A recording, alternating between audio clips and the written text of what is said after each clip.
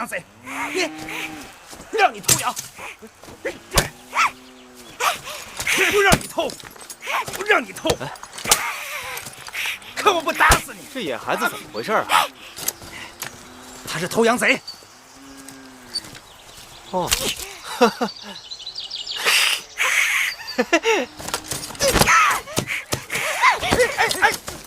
哎！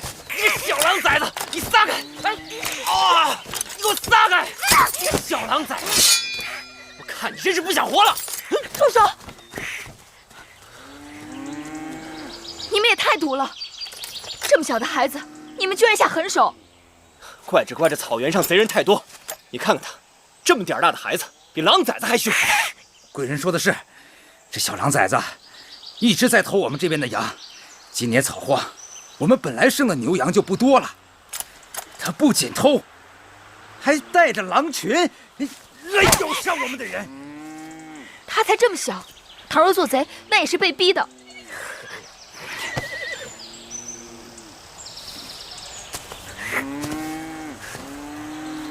别怕，我不会伤害你的。他不懂人语。不怕，你别怕。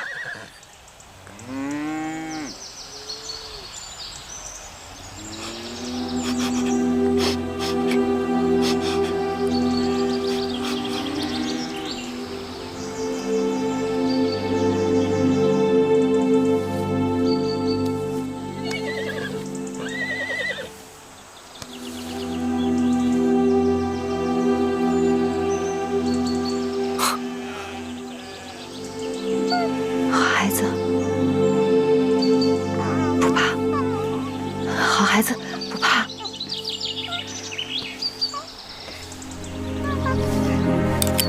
我把这只簪子给你们，把它交给我吧。月公主这个簪子能抵过你们10倍的损失呢，还不赶快收下？多谢贵人，多谢贵人。哎，大伙都散了吧，快散了吧。你就是楚国的公主，王后的陪嫁。你是谁？在下秦国公子嬴华。原来是公子华，芈月有失恭敬了。哦，没事没事，别怪子华多嘴。公主人兽不分，烂做好人了。公子睁眼看看清楚，这孩子到底是人还是兽？只怕是公子人兽不分吧。把他带到我帐篷里去。是。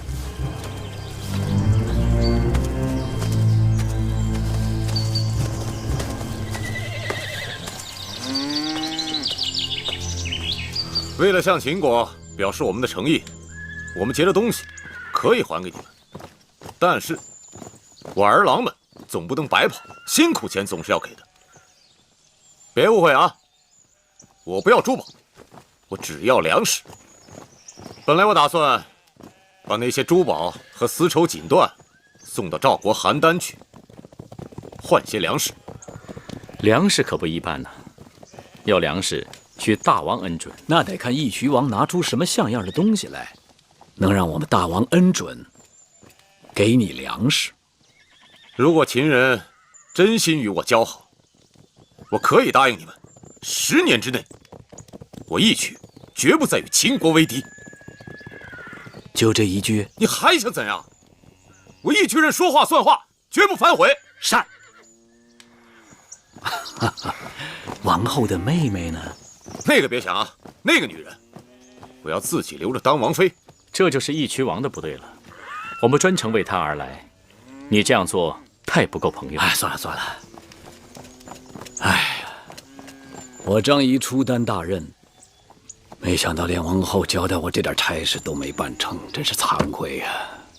算了，既然你们执意要将楚国的公主留下，那我们方才的交易就一拍两散。啊，我这就回去，您就只当我没来过。至于今年义渠部族的百姓过不了春天，又或是令王叔求到我们秦王帮他夺回王位，这一切跟我张仪都无关。哎，庸子，咱们喝了这杯奶茶就告辞了吧？啊，不行，那个女人是我的，我要留下来。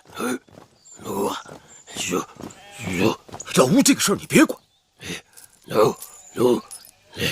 永公子，咱们不急，我看他们已经动心了。老吴，哎呀，永公子，我看我们就3000车，换那个女人。 500车已经是极限，没有1000车，本王不换。漫天要价，就地还钱。如果大王不想换，根本连这个价都不会出。800车不能再少了，600车不能再多。岂有此理！600车都不够我们熬到初夏的。怎么熬不到呢？600车粮食再宰杀些牛羊，不就熬到了吗？再杀牛羊，那明年我们吃什么？ 义渠王与其把精力放在明年的牛羊身上，莫不如把精力放在眼下义渠部族男女老幼已经饿空了的肚子上。杀了你！杀了我，今年义渠得死一半人，至少。你以为我们义渠人只能跟你们亲人做交易吗？我什么都没以为，我只是想提醒义渠王，这是眼下成本最低、最划算的生意。如果你眼下跟赵人合作，卖掉你那些抢来的东西。 且不说路途遥远，光粮食在路上就要耗掉一半，更何况秦楚联姻，天下皆知。你抢来的那些东西，在书简上都有清单。我看谁敢冒着得罪秦楚2国的危险，收购你那些赃物，那可都是秦王后的嫁妆啊！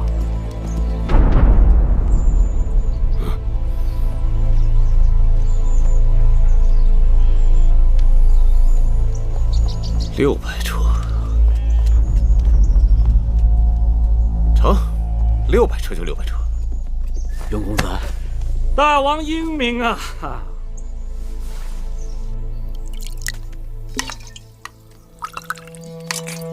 你饿吗？这里有热汤，还有烤饼。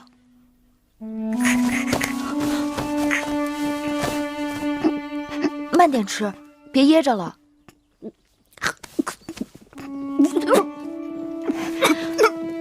喝口汤吧。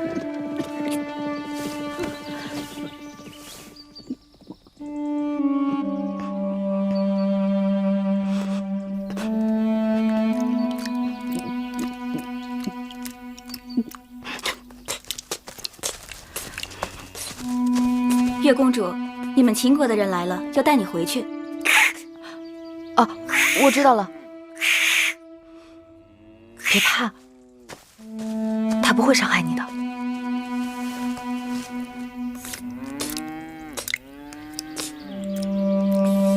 你知道我是谁吗？我是姐姐，你可以叫我姐姐。听说你救了个小狼崽儿，你还真挺像小狼的。哦，你干嘛呀？你吓着他了。 你怎么看上他了？他跟我弟弟一样大，我弟弟若是无人照顾，可能也会像他一样。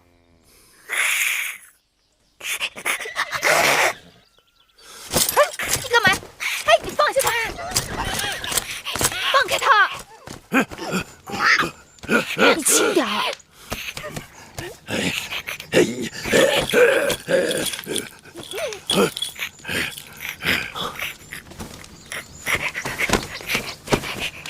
他说什么呀？他说啊，他很聪明，通晓人的习性，应该是跟人一起长大的，只是这2年才混入狼群当中，跟狼一起生活。只要把他送回人群当中继续教养，他应该可以跟其他孩子一样。少司命保佑，可怜这孩子。既然你这么喜欢他，给他起个名字吧。你说你怎么这么小就有白头发？ 简直像小狼一样，我叫你小狼好不好？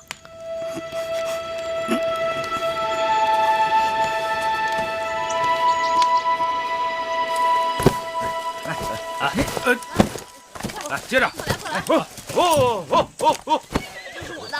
为何只有300车粮食？先付一半，另外300车要等我们回去以后再送过来。给我。于公子，管子是谁？管子啊，齐国的国相，曾经辅佐齐桓公尊王攘夷，成就霸业，是他独创的轻重术与盐铁法。来了。什么是轻重术？敛轻散重，低买高卖。管子曾使用轻重之术，不费吹灰之力，就将鲁、梁、莒、来、楚、代、衡山击垮。哎，等等，你给我解释一下。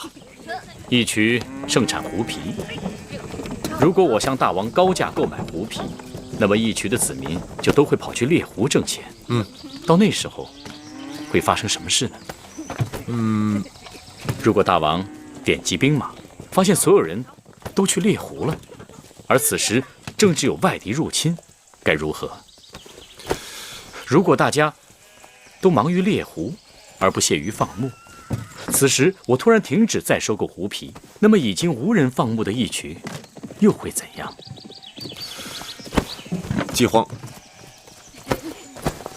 哎，那什么是盐铁法呀？如果大秦和其他各国联手，都不向义渠人出售盐和铜铁之器，那么义渠能挨上几年？断盐1个月，不足避乱。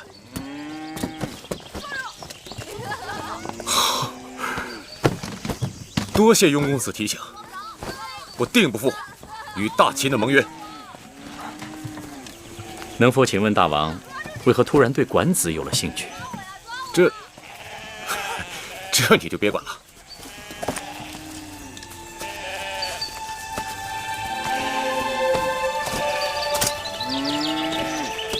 张仪拜见岳公主。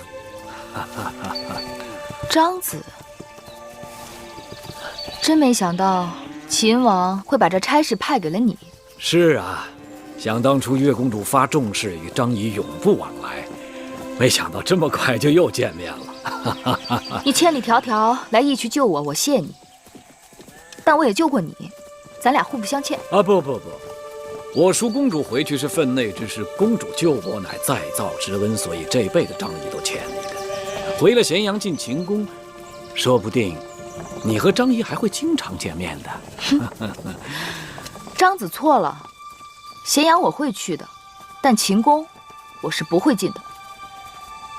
岳公主把话又说早了，身为陪嫁应妾进秦宫，理所当然。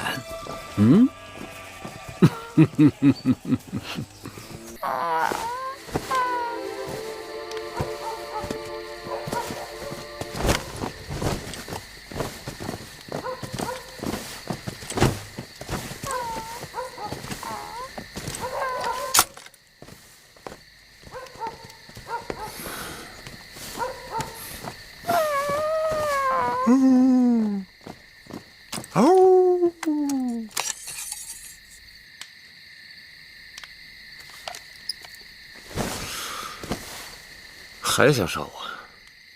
杀人是要靠机缘的。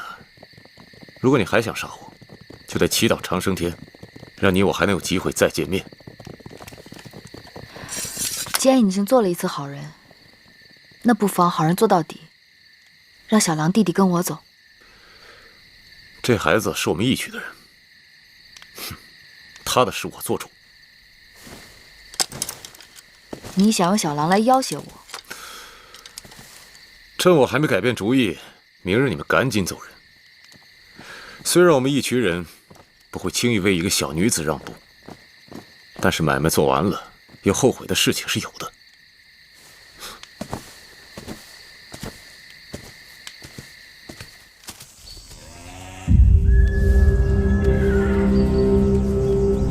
想不到义渠王是个用情很真的人。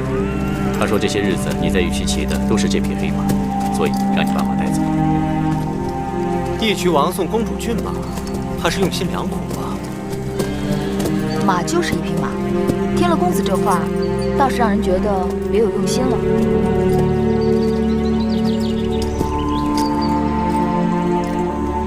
时候不早了，岳公主，请上车。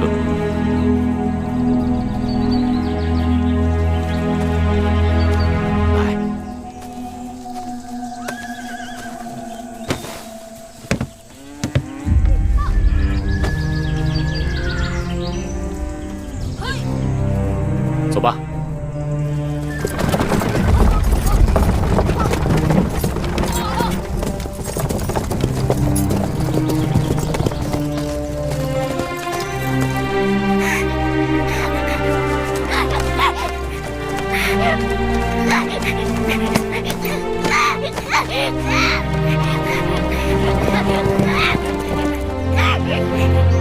别叫了，他走了。你看，他走了。她是个铁石心肠的女人，我头也不回的就把你抛下了。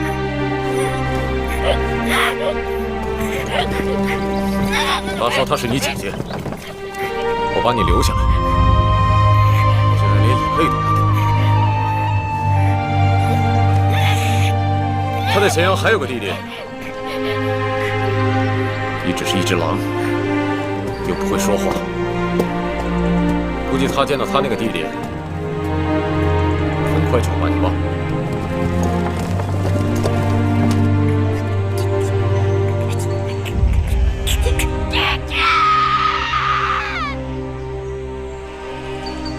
姐姐，小冉，姐姐，葵姑，月儿，姐姐，别哭，姐姐这不回来了吗？姐姐，这些日子你一心全无，我和葵姑都好担心你啊，姐姐。别怕，姐姐再也不会离开你们了。月儿，姐姐，天可怜见，你终于回来了，让你替我涉险，我真的过意不去。在那些粗俗的义渠人手中，你定是受尽折磨，生不如死。多谢姐姐赎我回来。是大王派张仪赎你回来的，要谢就谢大王。大王若不是看在姐姐的份上，又能知道我是谁？我只谢姐姐便是。你我姐妹，同气连枝，你要再这样谢我，反倒让我无地自容了。姐姐，有一件事情我必须要和你说，那就是子歇。当日危急之中，子歇为了救我，被打下了悬崖，至今生死不明。你们可有他的下落？那日，秦国的大良造公孙衍来了，我求他率部去救你，可惜还是没有追上义渠人。后来我们在驿馆安顿下来，又派人去收拾战场。可是回来的人说什么？说许多尸体都被狼叼走了，他们只是在山崖下找到了公子歇残缺的衣裳。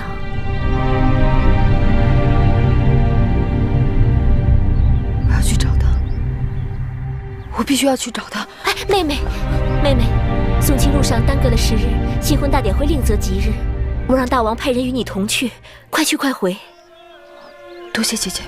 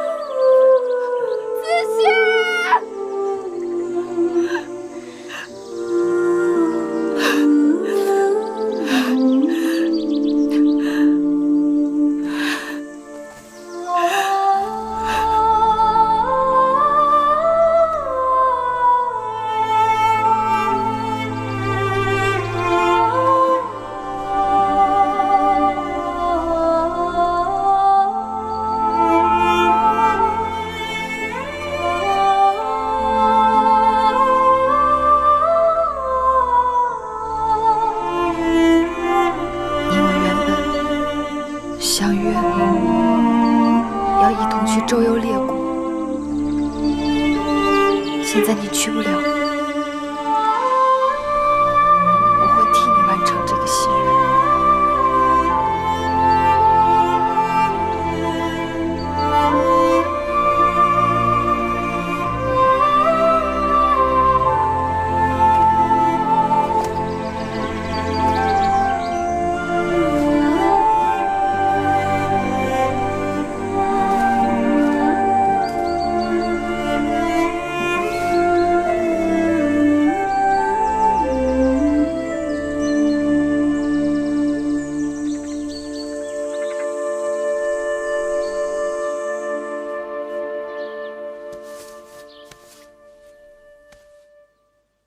姐姐，我们明日走吗？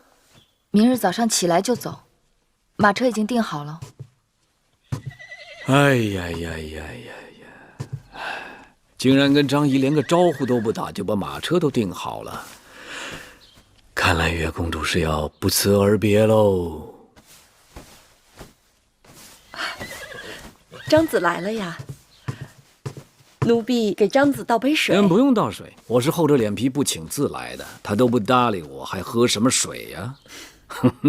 张子若不来，奴婢也要去张子府上一趟，谢张子搭救月公主之恩。魁姑不要谢我，这趟跑腿回来，舒公主已经给了我不少赏赐，秦王也对我青眼有加。你看月公主落难，反而成就了张仪，谁该谢谁呀？顶多也就算一个扯平了。张子说笑了，秦王和舒姐姐赏赐你，那是因为你的才华，什么扯平？面对张子，我只好大恩不言谢了。不扯平又如何？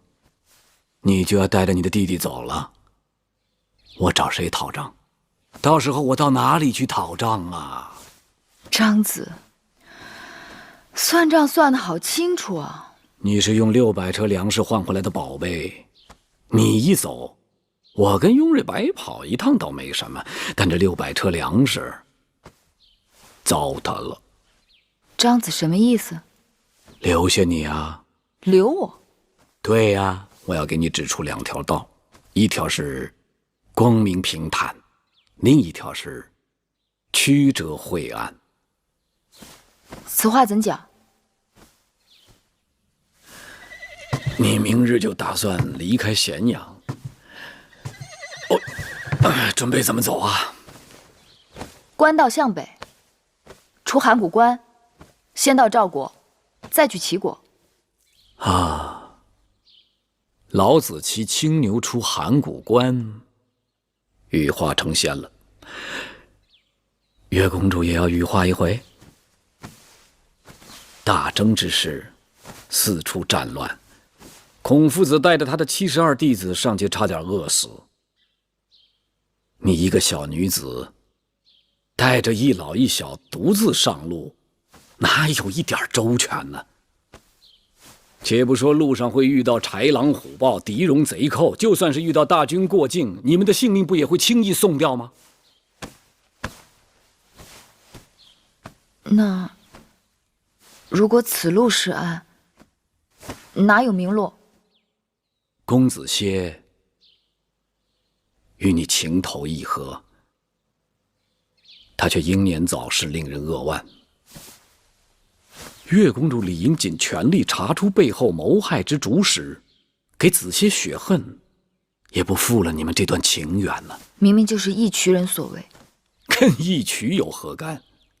难道不是义渠人为了换取粮食才劫持王后车队的吗？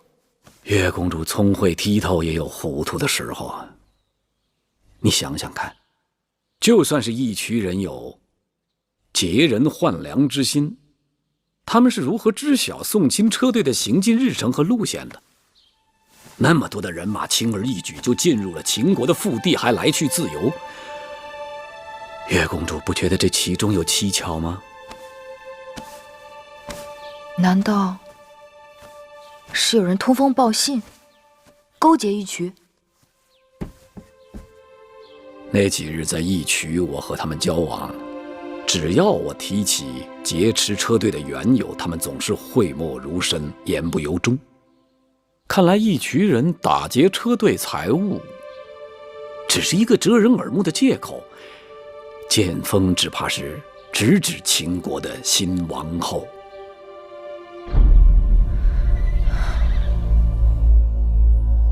张子说的在理，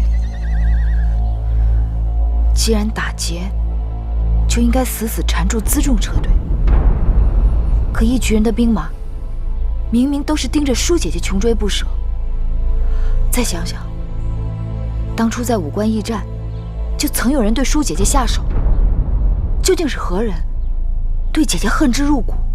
对舒公主恨之入骨之人一定有，但原因不明，所以岳公主理当留下来，凭着你的聪慧查出真凶啊。那义渠王为何一点风声不肯透露？在我看来，义渠王一定知道其中之厉害。他之所以不说，要么是有承诺在先，要么是因为那人位高权重。你们在武关驿馆逃走的那个下毒厨娘，一定有来龙去脉。受何人之命，跟何人联络，被谁庇护？舒公主如今跟秦王去讨公道，一无人证，二无物证，于是投毒下药之事就成了悬案。说不定在迎亲车队里还有他们的同党没有查出，才使得那厨娘下毒下得趁心合手，跑路跑得无影无踪。你这一走，舒公主孤掌难鸣，那些人一定会在宫中兴风作浪，谋害舒公主。要是这样的话，那舒姐姐就性命攸关了。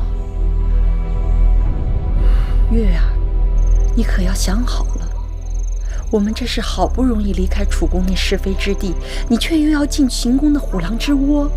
舒姐姐待我情义深重，我至今无以回报。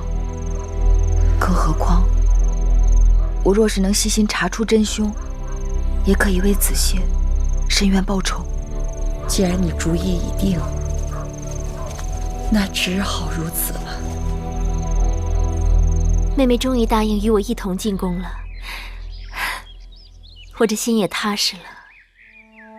姐姐，此番随你进宫，你必须允我3件事。别说3件，就是30件也行。就3件。第一，小冉弟弟与我相依为命，请姐姐准我带着他，就当是多个小侍童，好不好？小事一桩。第二，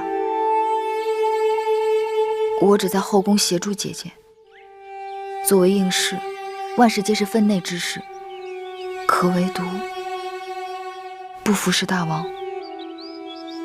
你不愿做大王的妃妾，这不妥。人争名位如兽争食物，你没有名分，就没有地位；没有地位，就没有相应的衣食供养，就没有在这世上立足的根本。你不服侍大王，难道在宫里做一辈子老宫女不成？我不在意，只随我心。好吧，随你。日后你要想清楚了，我也可以再安排的。总之，不会亏了你。多谢姐姐。那第3件事情呢？姐姐，若有一日我遭遇不测，还请姐姐照顾小冉，善待魁姑。妹妹不要吓我，到底怎么了？详情，姐姐还是不知晓为好。妹妹到这时还说这样的话，你我同坐一条船，知不知晓有何区别？哎呀，妹妹别再让我着急了。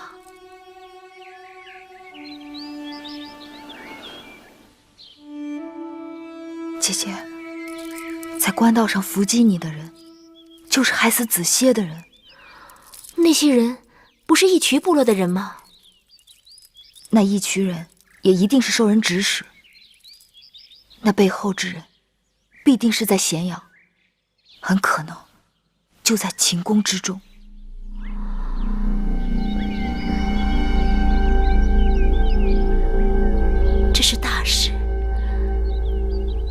是好。所以我要随你进宫，查出真凶，为子邪报仇。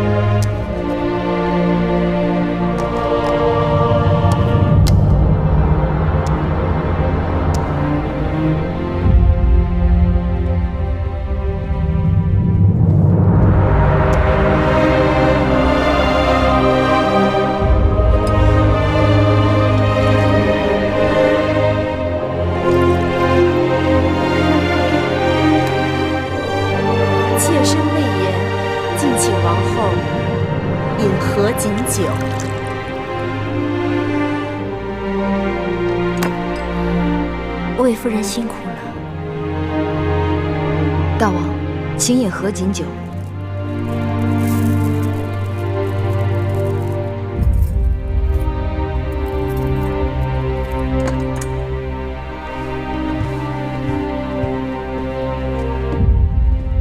礼毕。恭贺大王王后。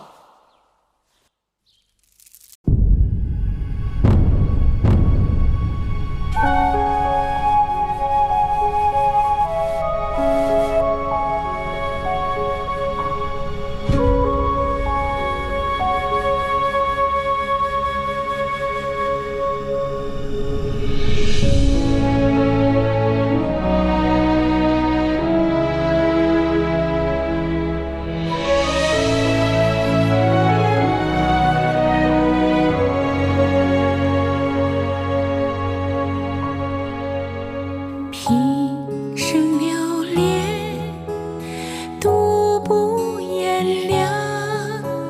心有天留一点温情可想，才能免下黄沙千丈，用我心海不可量。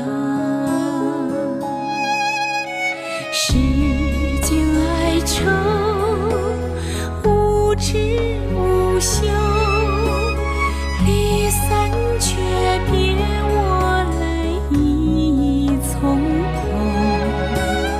我愿上苍在我之后，让天下骨肉相守。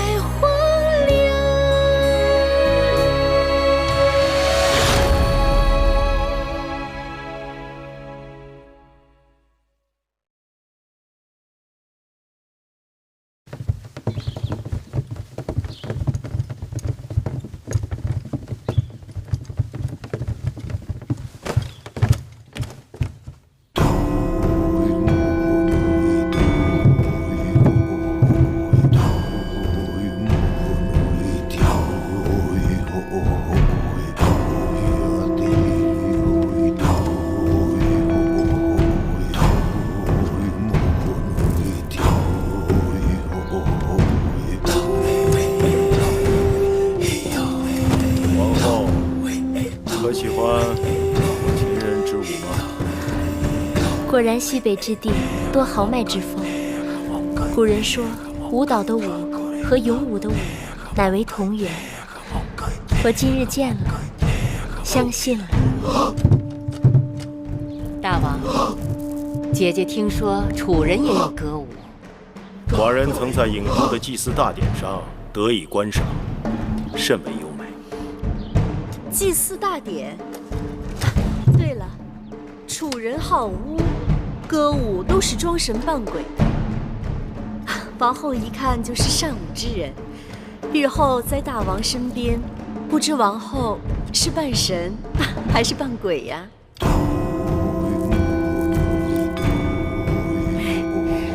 据我所知，秦人也是敬重鬼神的。楚人好巫，招魂驱鬼，祈福攘灾，但怕就怕有一种巫，扮人扮鬼，非神非鬼，平时装的清白无辜，一不留神他就会出来兴风作浪。魏夫人在秦宫多年，定见过这种巫吧？你越这么说，妾身可就摸不着头脑了。魏夫人聪明，慢慢想就知道啦。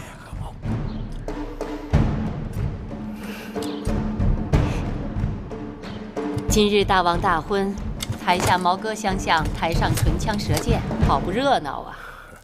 让姐姐看笑话了。秦人好武，只要不要把这比武变成比武就行。芈月只是想告诉大王，其实楚人与秦人一样善歌舞。秦国有武士之舞，楚国有女妓之蹈。既然殿上已经有了武士之舞，那就望大王允许，请楚女献上楚国的山鬼之舞。准。献山鬼之舞。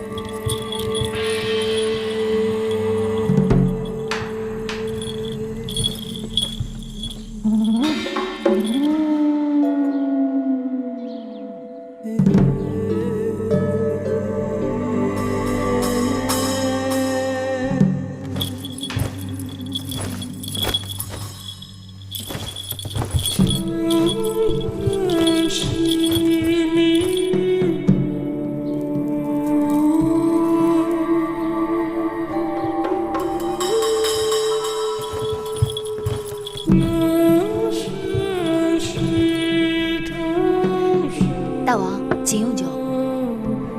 小丫头，口舌伶俐啊。是，大王。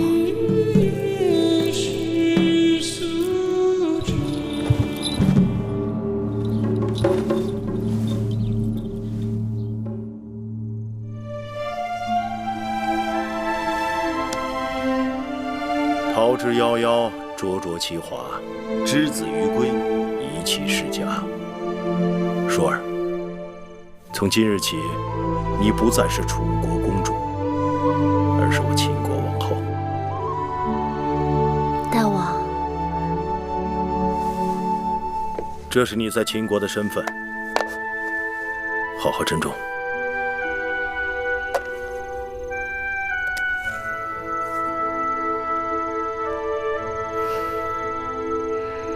大王恕罪，除了这玉玺，臣妾还有一物，看得更为珍重。是什么？是大王对臣妾的真心。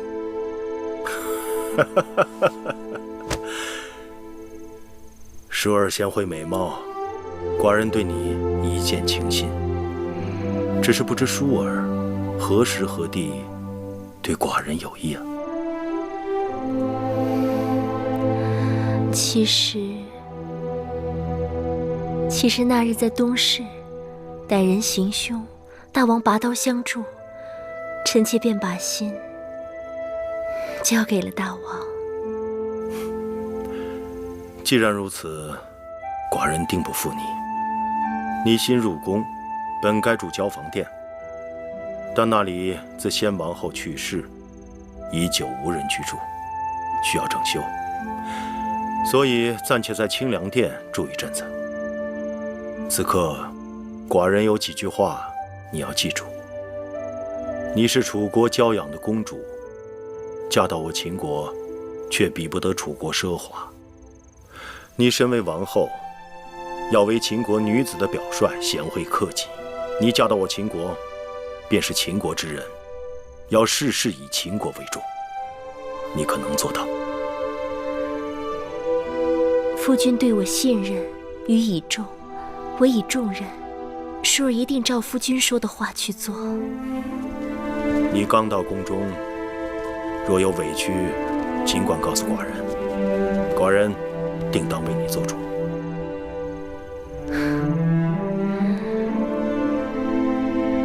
臣妾一来就掌管后宫，说不定会招人嫉恨。寡人最讨厌后宫妇人之间那些小肚鸡肠、狐媚妖宠、勾心斗角的事情。我的舒儿高雅脱俗，定不会像他们那些人一样，让他们知难而退就行了。臣妾一定照着大王说的话去做。从今以后，寡人就将后宫交给你了。秦国立国数百年，我的王后必是一个贤惠的王后。寡人淡漠色相，秦国的后宫一直都很清静，如今列国纷争，你死我活，朝堂上的事已经让寡人非常劳心。望舒儿能给寡人一个和睦的后宫，舒儿可能做到。臣妾定不让大王受后宫纷扰。寡人就知道没有娶错王后。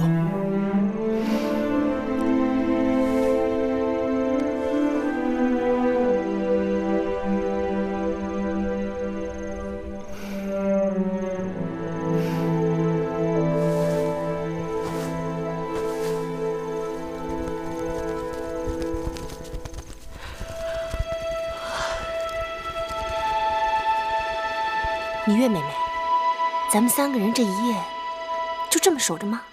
嘘。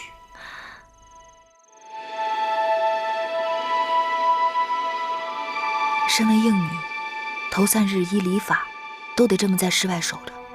反正就这3日，3日之后就由玳瑁、珍珠等贴身侍女打理了，忍忍吧。要不然咱们轮班吧，一个人先靠着板壁打个盹儿。另一个就守着，等到下半夜，咱们再换。好啊，那孟昭姐姐和芈月妹妹守前半夜，我守后半夜，如何？不用了，这前半夜都快过去了，景妹妹也没休息多久，就由你和芈月妹妹来守上半夜，下半夜由我来守吧。谁看不出你的心思？应女陪嫁守夜，不过是为着夫君兴致来了，可以随时释放。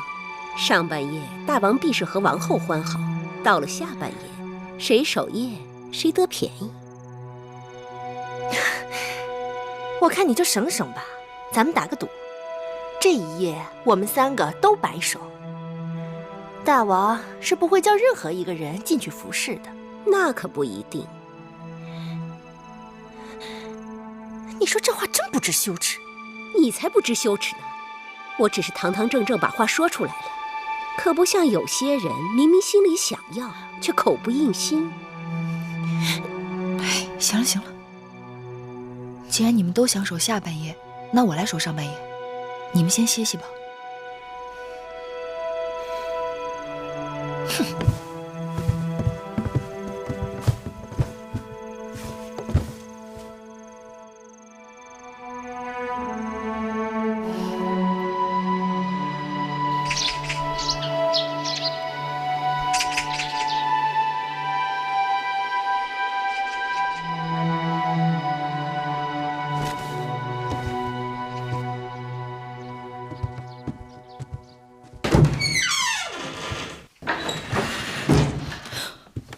大王，大王您醒了。王后还在睡觉，别吵醒她。大王可要更衣洗漱？奴婢这就去叫人。不必了。母监，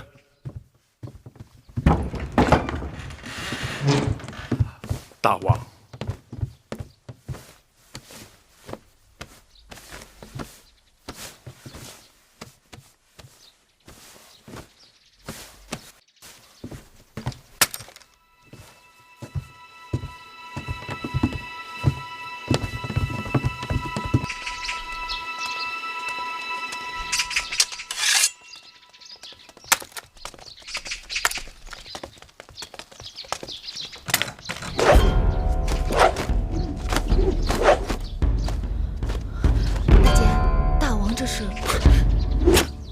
大王历来是4更起舞，5更上阵。可这是大王大婚呢。芈月有所不知，大王又不是第1次大婚，过去也是这样。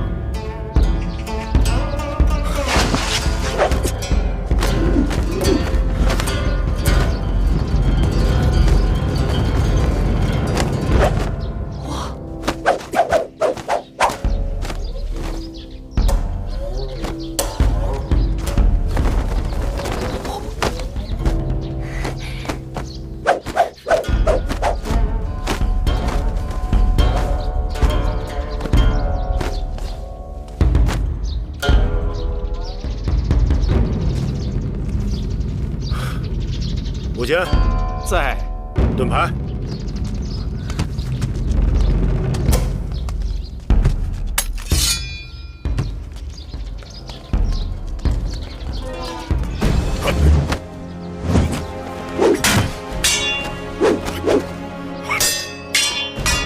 没想到大剑也有这么好的身手。师傅跟着大王生活多年，每日陪着大王习武，这么多年下来，多少也能有些功底。常年累月陪大王习武，真是不易。一年四季风雨无阻，倒也行。哎，可眼下是夏季，若是到了冬季刮风下雪，四更起来，你们就更难了。这大王都不难，我们做下人的有何之难的？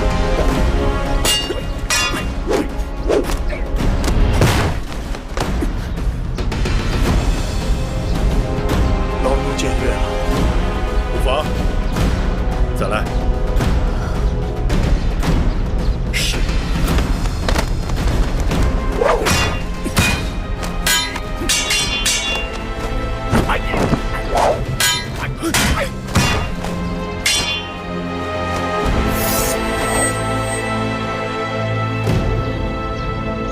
大王，母监更衣。是。大王的武艺真是炉火纯青，让臣妾大开眼界。大王真是有万夫不当之勇，静如处子，勇如猛虎。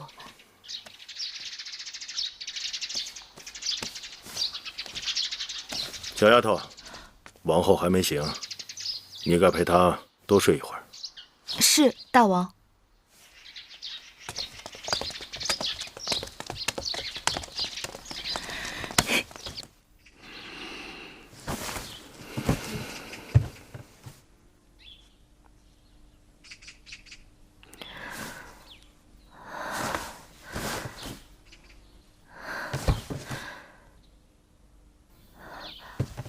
月儿，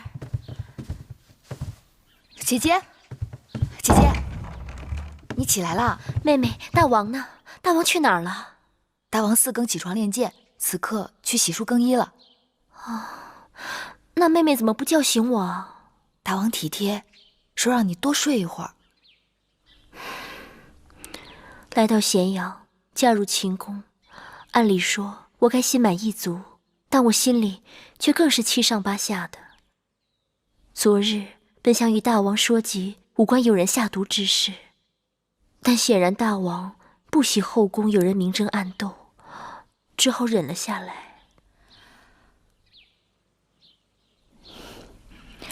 姐姐别急，以后日子还长着呢。唉，算了，不睡了。即使大王体贴我，但身为王后，更该服侍大王才是。你们快帮我洗漱更衣吧。是。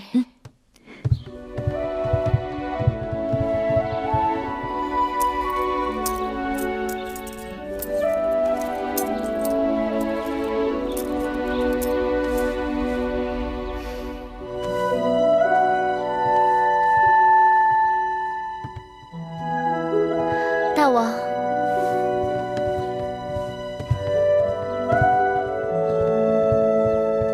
拜见大王，拜见大王，拜见大王。王后今日端庄秀美。大王，臣妾服侍大王用早膳。不必了，寡人还要去宣示殿处理政务。大婚3日不是免朝吗？寡人只是去处理政务，午时会与你一同用膳，之后要去宗庙祭祖，过一日还要在后宫接受朝贺。永香令过会儿会向你禀示。是。香儿、慧儿，拜见芈月。起来吧。谢芈月。这是葵姑，这是我弟弟魏冉。你们叫我小冉就行。从今以后，你们就跟着我们了，无论好坏都是我们的人。我不会苛求你们，但也请你们自重。秦宫有秦宫的规矩，一荣俱荣，一损俱损。不懂之处，问葵姑便是。是。下去吧。姐姐，我出去玩了。好。别跑远了。哦。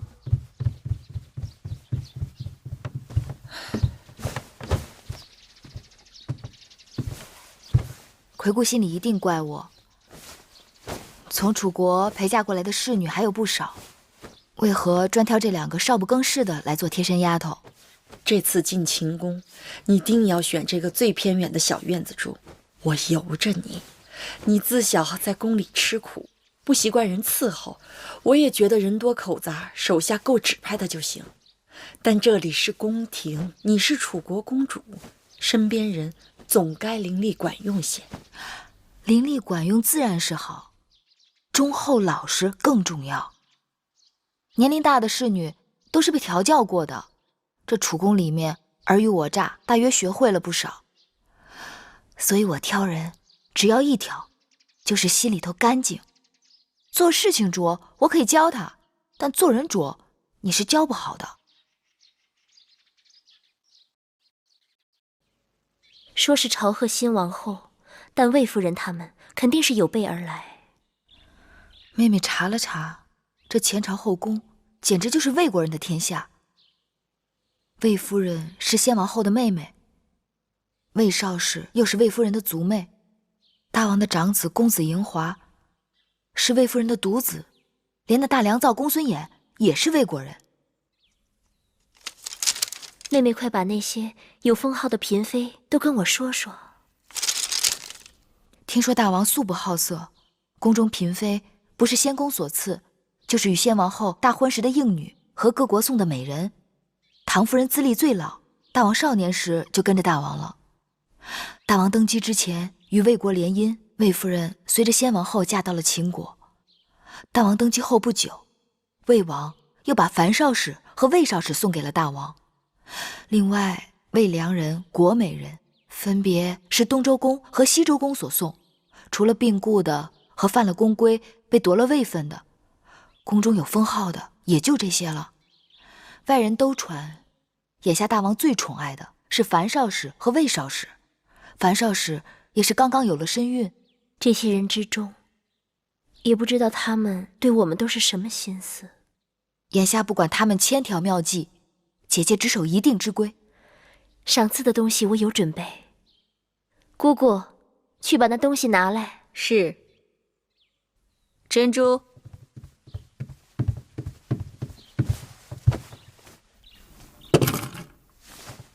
大鸡一对，手镯一对，簪钗一对，这些都是打算赏给魏夫人的。因为先王后去世后，魏夫人一直有掌管后宫之名，而且她的儿子嬴华又是大王的长子，所以赏赐之分也应当要重一些。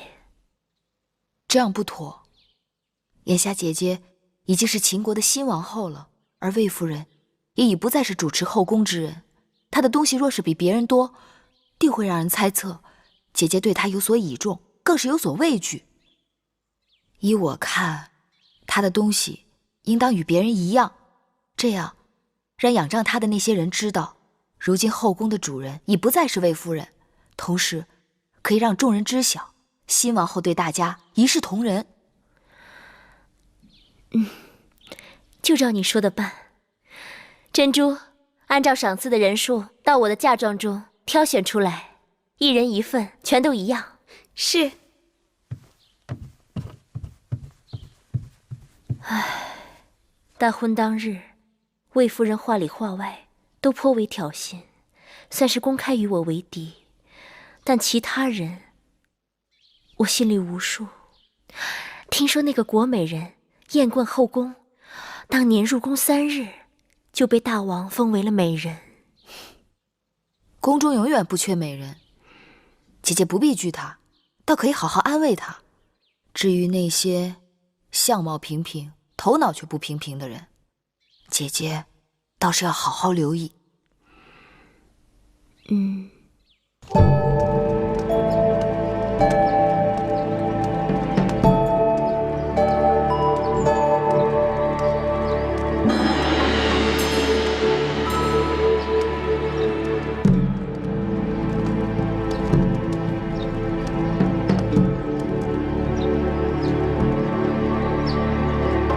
臣妾拜见新王后。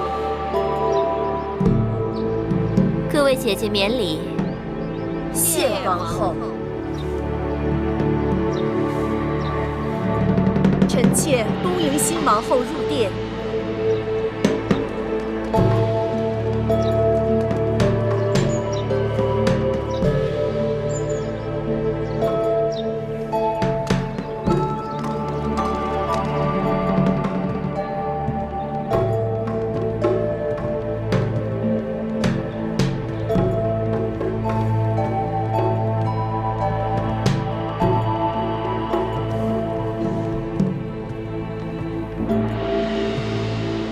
这交房殿雄宏巍峨，但这陈设未免过于简朴了。这殿里的一草一木，都是当年我姐姐先王后亲手安顿的。我姐姐就是先王后去了以后，这里的一切都是按照她在世时的摆设，丝毫没有改变。就连每日熏的香，都是她最喜欢的千蕊香。今日新王后在这儿，臣妾恍惚觉得我姐姐并没有离去。据说，当年我姐姐出入宫受朝拜，穿的也是同样的敌衣，站在同样的位置上。唉，真是物是人非，让人唏嘘不已呀。魏夫人定是糊涂了。今日本该魏夫人带领后宫众人朝拜新王后，但魏夫人好像打算带着众人祭祀你那过世的姐姐。哎呦，罪过罪过！芈月不提醒，臣妾还真是差点忘了自己的本分，竟说些不着边际的话了。这时辰是该臣妾率众姐妹拜见新王后了。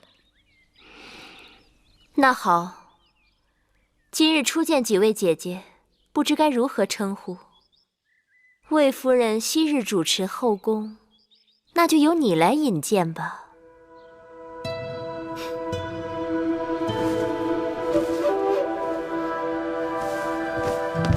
臣妾魏氏拜见王后。王后应该是知道的，我与先王后是一母同胞，大王恩赐，册封夫人，生公子华。这位是唐夫人，在后宫之中，唐夫人的资历最高。唐夫人是唐国之后，公子焕之母。大王还是太子的时候，就已经开始服侍大王了。拜见王后。唐夫人免礼。谢王后。这是魏良人。拜见王后。免礼。早就听说魏良人才华昭昭，多谢王后。王后，这是国美人。拜见王后。免礼。谢王后。我知道国美人，美艳倾国。王后谬赞。这位是樊氏。魏国人，封少氏。哎呀，樊少氏，快快免礼。你既然有身孕，从今以后见到我，不必再那么多繁文缛节的。谢王后。这位是我的族妹，魏少氏。拜见王后。免礼。谢王后。魏国果然出美人。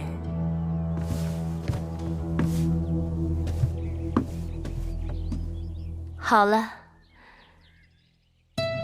这是我的几个妹妹，也来见过各位姐姐。这是芈月，是我同父的妹妹。王后的亲妹子才是人才出众呢。我们姐妹都领教过了。这是孟昭氏，是楚国令尹昭阳的亲侄女儿。这是景氏，她的族兄就是景差。景差善赋，列国皆知。玳瑁姑姑，把东西端上来。是。今日与众姐妹初次见面，每人机钗一对，镯子一对，簪耳一副，锦缎2匹，诸公子书简一卷，笔墨刀砚一副。谢王后。谢王后赏赐。只是魏夫人和我们众姐妹的赏赐一样多，实在是不妥。有何不妥？王后初来乍到，恐怕不太清楚这其中的缘由。魏夫人主持后宫多年，不管是先王后在世时，还是大王平日里赏赐，魏姐姐都和我们众姐妹绝非一样。那照着魏少使的心思，这赏赐的该多了还是该少了？这多少，当然是由大王和王后随意。这话就对了，多与少都是大王和王后随意，而不是别人讨要的。所以，今日的见面礼，没什么不妥的。王后与众姐妹寒暄多时，一定口渴了。来人，敬茶。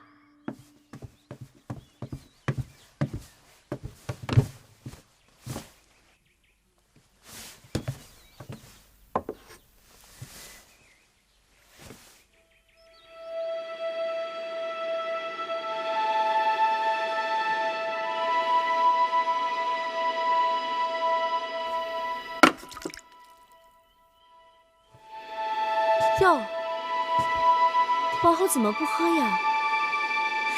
你看这茶，细秀如眉，状似兰花，色泽清脆鲜润，白毫满披。这可是茶中的极品，是大王赐给臣妾的好茶。王后不喜茶水过烫，何况好茶要配好茶具才妥当。芈月当心，这是先王后最喜欢的茶碗，就剩下这么一对了。哎呀，芈月，这可是先王后的遗物，芈月此举冒犯故人，大为不敬。既然是先王后的遗物，那你们应当好好收藏供奉才是。随意端上这茶碗给新王后敬茶，看来是你们不敬在先。先王后亲切和善，谦逊有礼，让我们众姐妹无论何时总忍不住睹物思人。又加之今日新王后接受后宫朝贺，姐妹们是希望新王后在后宫之中成为众人表率，恭谨谦和，不输给先王后。先王后左右逢源自然是好，但作为后宫楷模，新王后不但要待人一团和气，还要守正不阿，不然是非混淆，黑白不分，这后宫岂不乱套了？你这是指责先王后是非不分，黑白不变了？我的意思是，行事个人有个人的气魄。你只是个应试陪嫁，无名无分，怎么如此这般放肆？芈月说的话就是我的意思。魏夫人是要与我论名分吗？臣妾不敢，臣妾只是觉得这是先王后留下的遗物，就这么损坏了，只怕得有个说法。既然是遗物，就不该拿出来随便乱用。所以说，还是魏夫人不够真爱。从今日起，这交房殿里里外外所有先王后的旧物，都送到先王后的2位卫士妹妹们房中去，让人摆放整齐，设炉焚香，以方便2位姐姐每日睹物思人。至于这控制下来的交房殿该如何布置，我另有打算。今日交房殿好热闹啊！拜见大王。大王，寡人知道今日你们姐妹相见，看起来你们都相处得很和睦。大王，各位姐妹都颇为热诚，让臣妾感动不已。如此，寡人就放心了。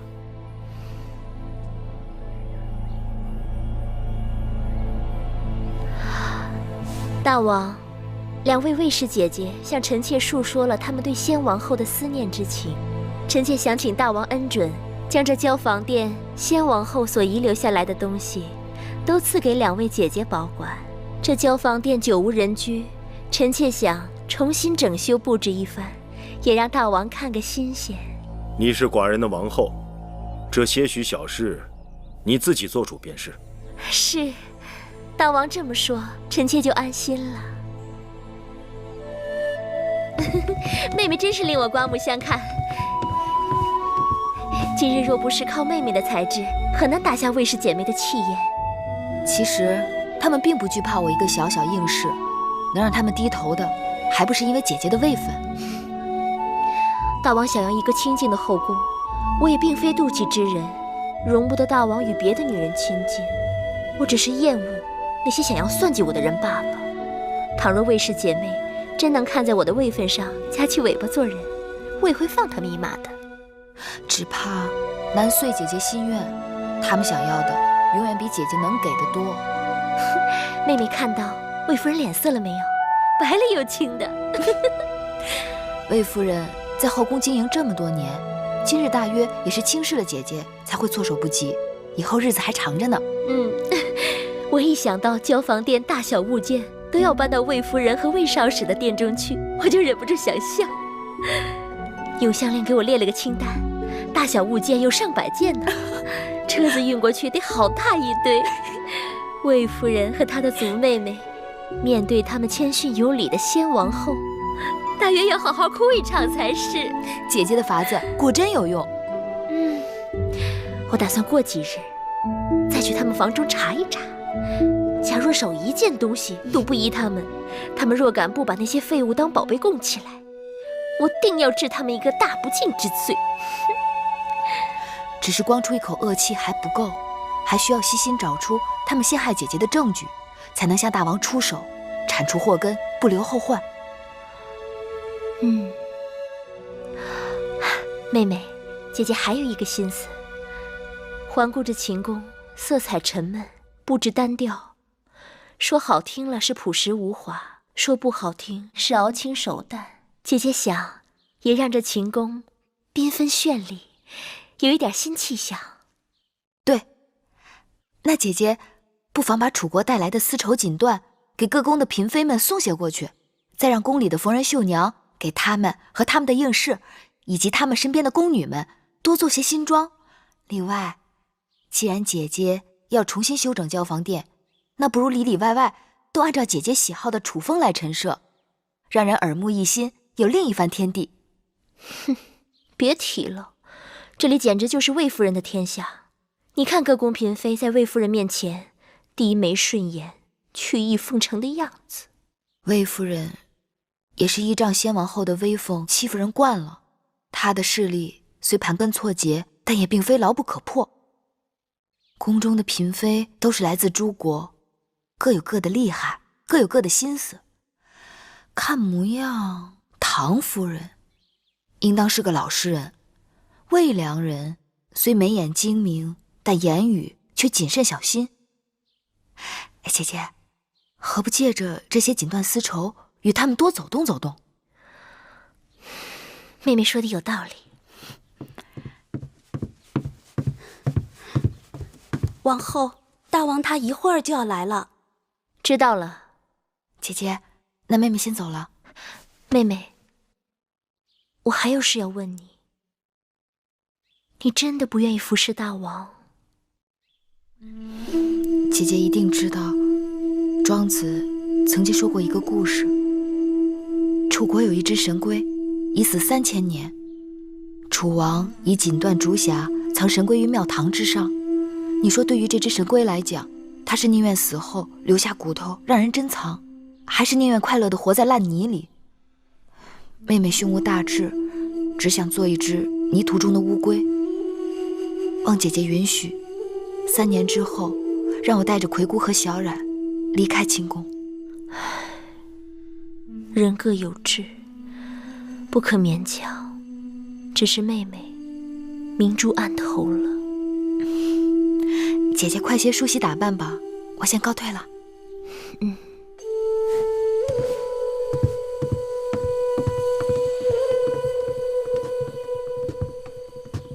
王后，今日的情形，奴婢在一旁都看见了。王后的确是赢了一局，可那个芈月的风头，简直盖过了王后。你也该看到了，当时除了月儿，无人能帮我。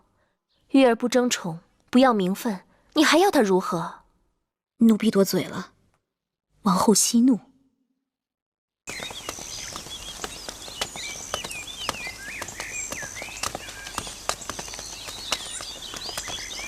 拜见大王。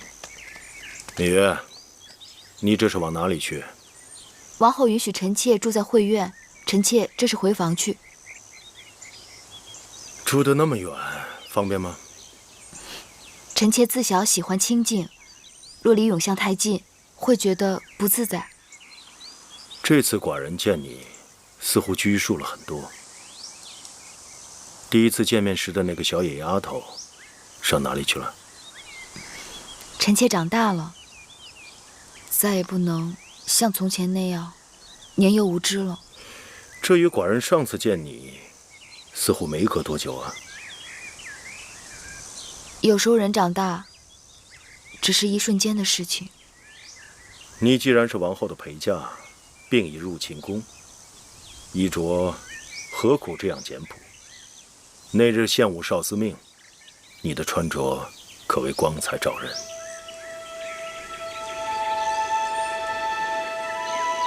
大王该知，士为知己者死，女为悦己者容。皇公子虽不幸故去，但秦国还有许多好男儿。世上悦己容易，可知己难。说的也有道理。大王请。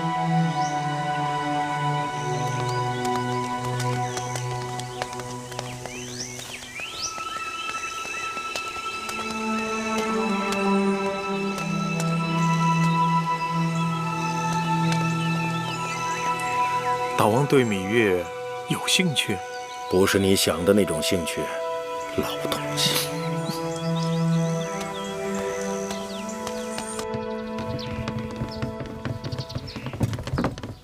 哎，别再往正殿里搬了，店里都已经放不下了。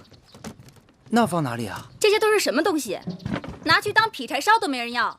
大王的旨意，凡是先王后遗留下来的物品，都要由魏夫人和魏少使小心保管。哎，你不必跟他说了，他也是听差办事。去吧，放到偏殿的库房里。是，都搬到库房里去。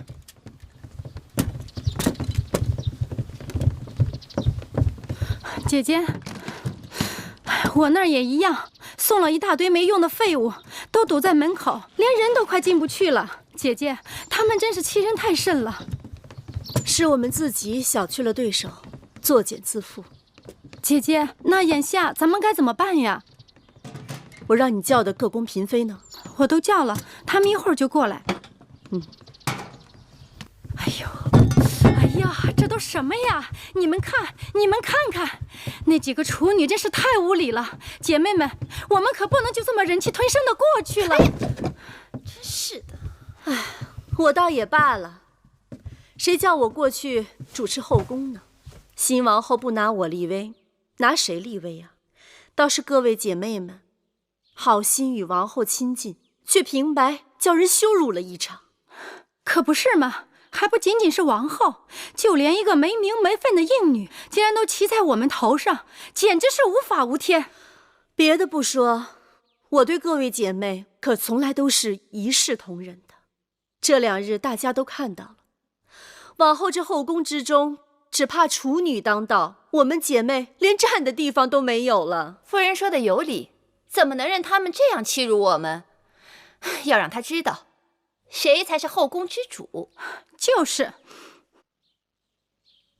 唐姐姐、魏妹妹、樊少使，你们怎么不说话呀？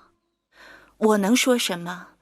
她是王后，后宫只能她说了算。咱们认命吧。凭什么认命？不认命又怎么样？樊少使，你说该如何？夫人说了这么久，我还是没有明白夫人为何生气。近日也不知是怎么了，身子乏得很，觉好像总有睡不够似的。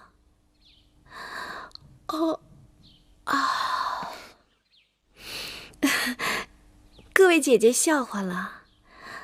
此刻我只想顺顺当当的把这孩子给生下来，以后也好有个依靠。至于这件事怎么办呢？夫人说如何，那就如何吧。樊少使真是娇贵的出奇呀，肚子里有喜，这是好事。人怎么却因此变得糊涂了呢？魏夫人不怪罪就好了。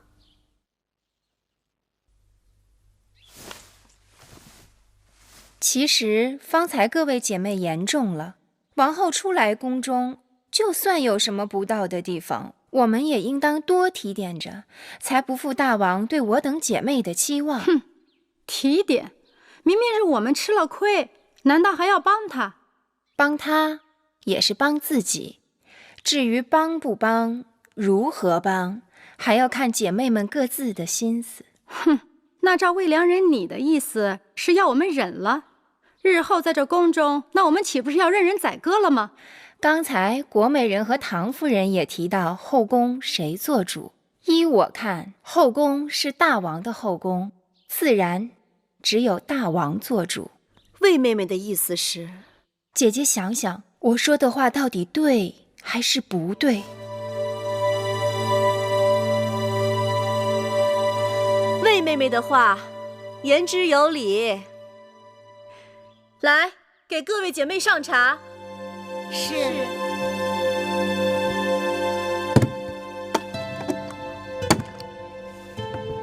大监，这是我的一点心意。老奴无功受禄，实在是不敢当。大监客气了，您是大王身边的老人，照应大王多年，当然有功。那老奴就不客气了。我请您来，一是因为我从楚国带来了上好的茶叶，请您品一品。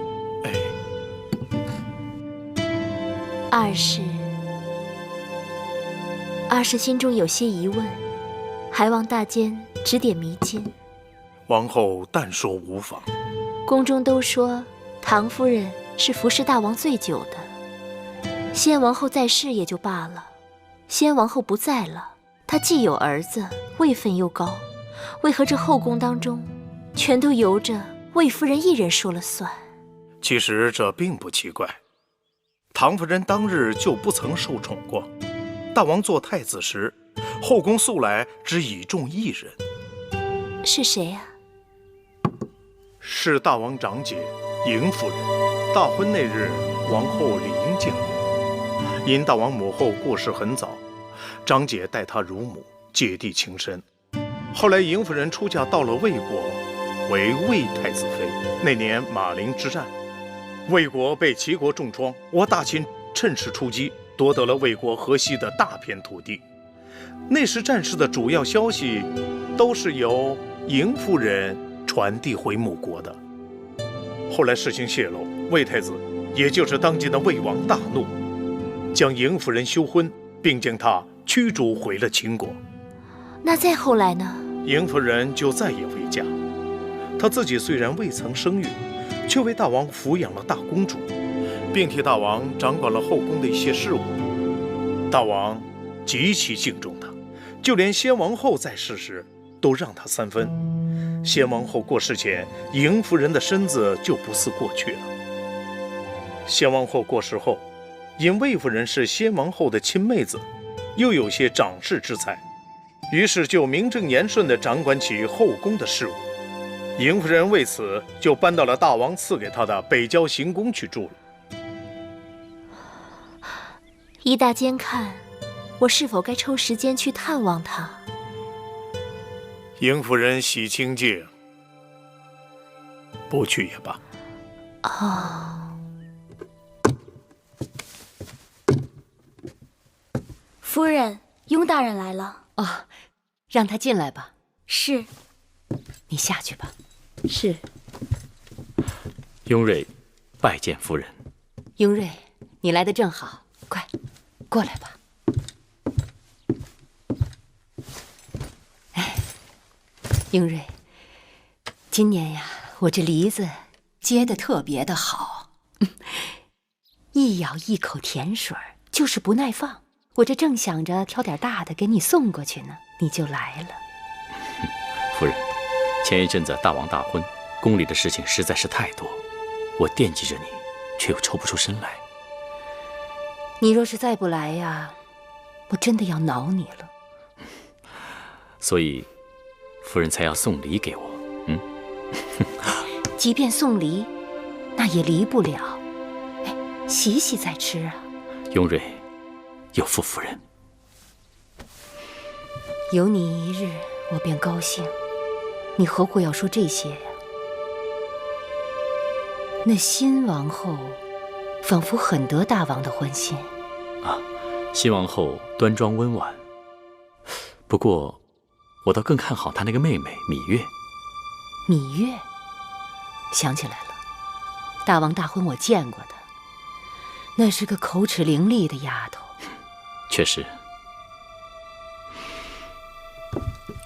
魏夫人特地把我叫回来，定是有话要说。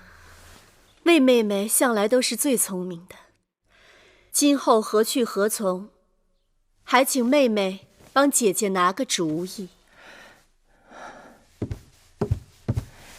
姐姐这是做什么？你明明已处于不败之地，何须我来拿主意？妹妹不必多礼。妹妹，你此话怎讲？我说姐姐舍本逐末，跟那些黄毛丫头置什么嫌弃？她能盖过您的，无非就是名分。您若是能在名分上争回来，这后宫您说一句，强过她说100句。你这是什么意思？姐姐若能尽早将公子华立为太子，这后宫您还用争什么？不错，大王一向宠爱华儿。我若是姐姐，这时候就多听多看，静观其变才是最好的选择。可是大王明察秋毫，姐姐久掌公务，平平安安，从无差错。而新王后初入宫中，若有什么差池，大王以后会更看重谁？可是我就是咽不下这口气。大王要的是后宫风平浪静，谁扰了大王清静，大王就会嫌弃谁。姐姐真要对付他们，倒不如让他们以为姐姐甘心服输。老虎也有打瞌睡的时候。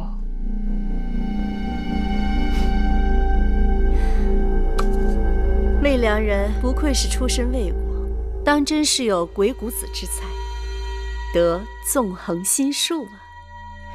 我这也是班门弄斧，大主意还要姐姐自己拿。夫人，彩绿，有话直说。夫人从来都对后宫的纠纷躲避三舍，今日为何要给魏夫人出主意？我们的母国在诸国当中最弱小，不仅要依附魏国，还要看其他强国的脸色行事。我在宫中同出一辙，既不能得罪魏夫人，还要看其他嫔妃的脸色。母国国君盼我能在大王面前说上话，父亲母亲盼我能在后宫左右风远，真是难呐。可给魏夫人出主意，就会得罪了新王后啊。魏夫人向我讨主意，我怎能不敷衍她？新王后是不是得罪得起，还要看。再说，我给魏夫人出的主意也算不上任何主意，不是吗？是。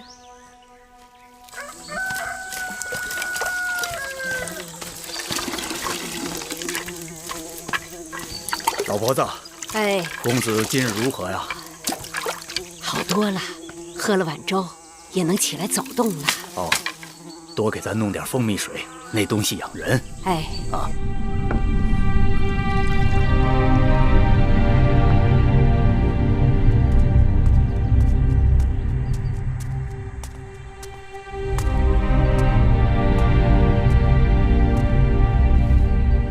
公子，你身体还未痊愈，应当躺着，喝碗蜂蜜水吧。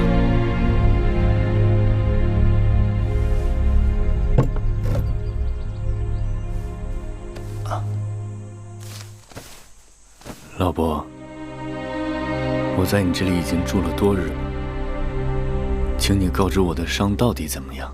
公子命大，虽然受了伤，但不致命。那我是如何伤的？在秦国的时候，我在河边遇到了你，你一身是血，身上有伤。后来啊，我把你背回了家，替你疗伤。我们养蜂人居无定所，我就带你到了这儿。那这是哪？这是魏国呀。魏国。哎，这兵荒马乱的，幸亏那日啊你遇上了我，不然你早被野狼撕巴着吃了。老伯说在秦国救了我，那我应该是秦人。那我是谁呢？我姓谁名谁？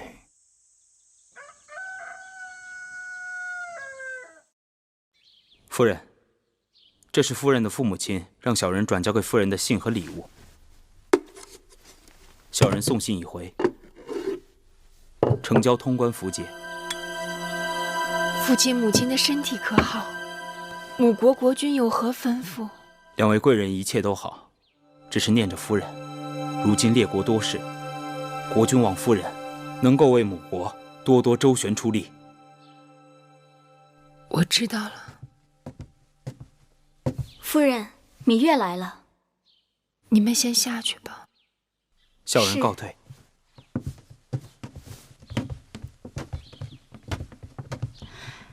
魏良人，芈月，这是王后精心挑选了一些楚国上等的绸缎，给姐姐送来做衣裳，也是想让姐妹们给宫中添些颜色。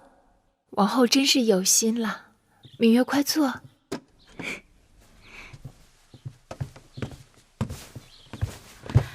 方才离去的可是魏良人的家乡人。母国来了信使，带来了父母亲的信。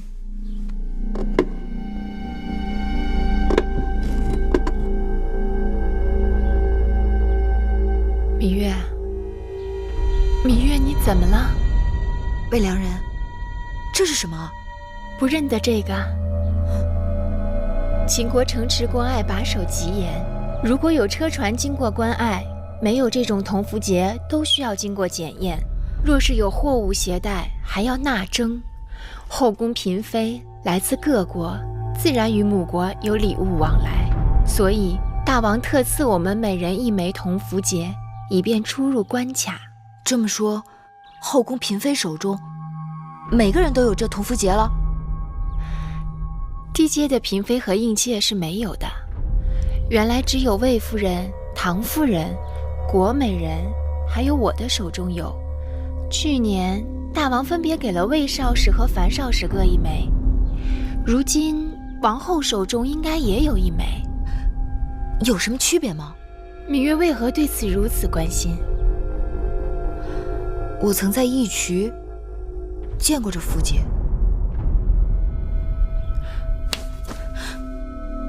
魏良人可愿教我，如何才能分辨出每个人手中铜符节之区别？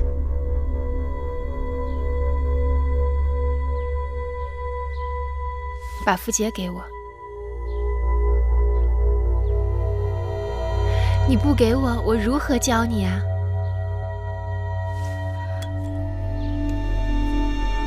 芈月看清楚了吗？这个位置是一个魏字，是国名。芈月可记得你当初看到的铜符节这个位置上是一个什么字？我记不清了。芈月呀，这种事情你还是不要纠缠进去的好。为什么？这宫里是是非非，稍有不慎就会给自己和身边的人招来祸患。所以在这宫里久了，有许多事不能说也不能做，装聋作哑才能明哲保身。我明白魏良人的意思，我一向做事恩怨分明，绝不会牵连他人。看来你还是不明白我的意思。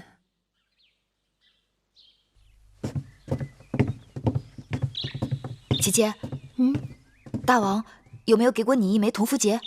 是，大王曾告诉我说，宫中位分较高的嫔妃们都有这样一个通关的铜符节。拿来给我看看。姑姑，去拿来。是。妹妹怎么想起这符节了？因为这符节就是宫里人和义渠人勾结的证据。有了这枚符节，追查那义渠人背后的主使就有眉目了。真的？妹妹快看看，是不是这个？没错，就是他。当日我被义渠人劫到义渠草原，在义渠人手里，我见过这东西，一模一样。啊，有了证据就好了，你我可以直接去找大王陈情了。是。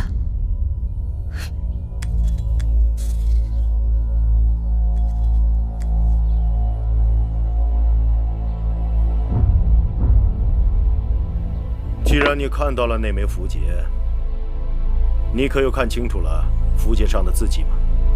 我当时没留意，若是知道这东西这么要紧，我一定想法子记个真切。大王，你要替臣妾做主啊！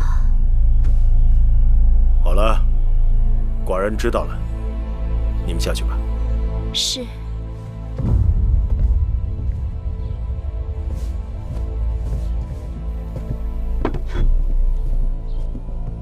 义渠人手里竟然会有我大秦通关的符节，倒真让寡人心惊。大秦的符节绝不会在普通人手里，要么是重臣，要么是后宫嫔妃。王后他们怀疑有人勾结义渠人伏击车队是有道理的，但是这种事情铤而走险是要冒极大风险的，除非那人立令智昏了。新王后若出事，对谁最有好处？你们都下去吧。是。说。魏夫人，若是没有新王后，她是有可能被扶正的。魏夫人就算有此心思，也没这手段。那会不会是大良造？当初他就竭力反对与楚国联姻，这些年他又与魏夫人走得很近。魏夫人和大良造都是魏国人，他们两人在魏国就相识，平日来往密切，也有道理。大王，公孙衍身为大良造，权倾朝野，手中的权力几乎与商君无异。当日先公封商君为大良造，将国政尽付商君，为的是支持商君变法。而公孙衍对国家的作用却远不及商君。虽然他也战功赫赫，但臣以为他身居大良造高位，倘若不能警惕自守，却勾连母国，甚至将手插进后宫之中，那这件事情就不得不防啊。楚离子，寡人明白你的心思，但公孙衍才华盖世，功勋累累，朝中军国大事均离不开公孙衍。寡人相信他对大秦的忠心。那这个案子大王打算如何处置？先不要声张，等等再说吧。是。你们都找仔细了，打开箱子，仔细找找。是夫人。放到哪儿了？到底放到哪儿了？哎呀，这如何是好？哎呀，这到底放在哪儿了？你到底放在哪儿了？啊？哎呀，在哪儿呢？哎呀，夫人，找到了，找到了。吓死我了！这个可千万放好了，切不可丢了。什么东西不可丢啦？姐姐，是你啊，吓我一跳。妹妹，你听没听说过有关符节的事情？怕什么？你的符节不在这儿吗？哎呀，亏得找着了。你说我到底带哪只啊？姐姐来的正好，快请坐。你快帮我看看，哪只钗更配我的新衣裳啊？妹妹生的国色天香，配什么都好看。总是这么说，听得我耳朵都起茧子了。哎，这是上次你母国送来的礼物吧？是啊，还是上次重阳我给父母亲送礼，母亲专门派人从母国送来的。妹妹真是孝顺，定是常送节礼回去吧？你不说我差点忘了，父亲的50岁寿辰快要到了，我得准备礼物让他们送过去。妹妹的同福节还在吗？自然还在。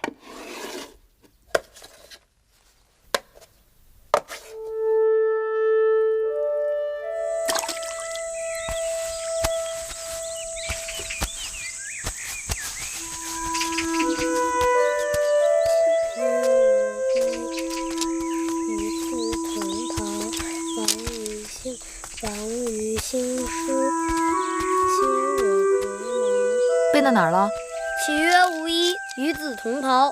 王于兴师，修我戈矛，与子同酬。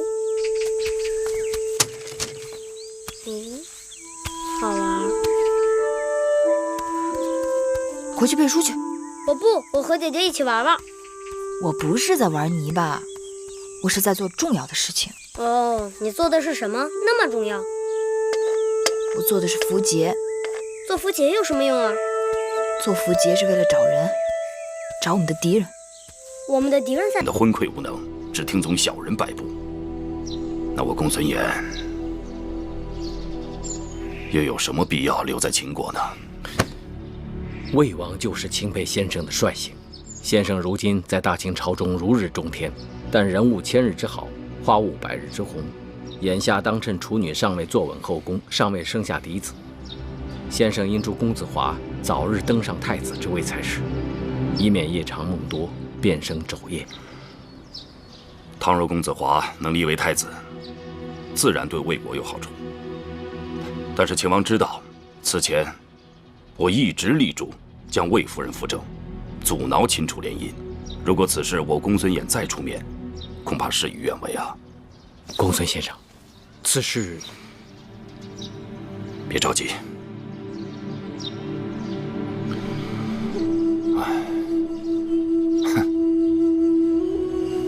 那儿不还有一个贪财如命的张仪吗？